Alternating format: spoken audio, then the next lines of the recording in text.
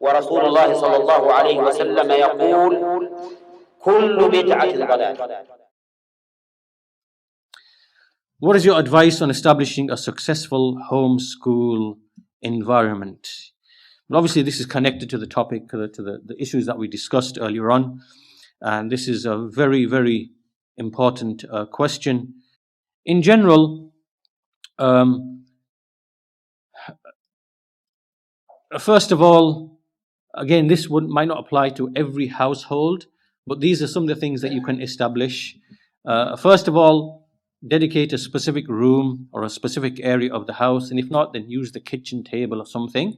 But have a specific area where your children, where they know that at set times they, do their studies and they meet together and they sit there, and you sit there with them, and you give them tarbiyah, you make them establish a daily routine, and so that routine starts with things like a basic lesson, a basic daily lesson on just a simple 5-10 minute lesson on something to do with the tawheed of Allah Azza wa Jal, or about being sincere, or about explaining the dhikr, or one of the supplications, something practical on a basis that you give them something like that on a daily basis.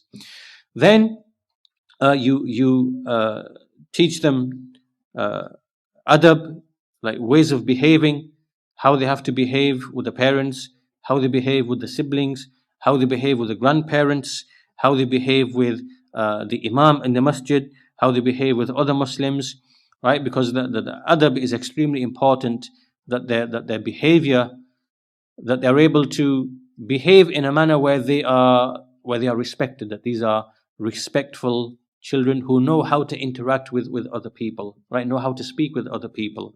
So these are just tarbiyah type things to do with the character. As for the actual contents and the materials of the lessons, you have to give them something in Aqidah and Tawheed. You have to give them something in Aqidah and Tawheed. So you choose certain books like Al-Qawaid Al-Arba, or something simple, the 3 principles. Choose explanations. Maybe many of the students of knowledge have given explanations on cassette or something. You sit there, you make them go through those lessons. So you have to address Tawheed and Aqidah as a routine, as a regular part of the homeschool. And then you choose other things which they have to learn because we are in the environment that we're in. Things like maths, things like make them reading, make them read books, make them aware of. Now, this is an important point. Do not close your children off to the degree that they are totally oblivious to the environment that is around them. Right? This is a danger that we have now, because sometimes we might try to be overly protective such that they become oblivious to the realities of the society that they are living in. And they can't cope with that society, which means that to some degree or other, you have to inform them of the nature of the society that they are living in, things which are happening around them, right? And, that they're at least aware of what's happening and what's what. So they've got some level of intelligence and understanding of what's actually going on, right? So you can't close them completely off. And so to that extent, maybe you sit down and you take something that's happening in the news or some event, right? No, I'm not saying you sit them down, but I'm saying you take some issue or event. You say, oh, yes, there's actually a war in Yemen taking place right now, and this is what's going on.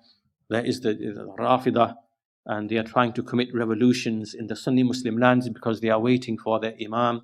And what those Muslim countries are trying to do, the Gulf countries, they're trying to repel.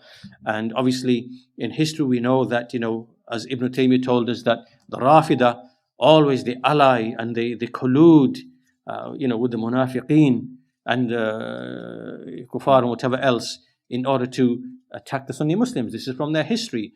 So what I'm saying is that you can't just make them oblivious to the things which are happening either in that society or just generally around the world as a whole. So you keep them up to date, you keep them informed, you allow them to gain an understanding, a working understanding of the world, so that they know what's going on.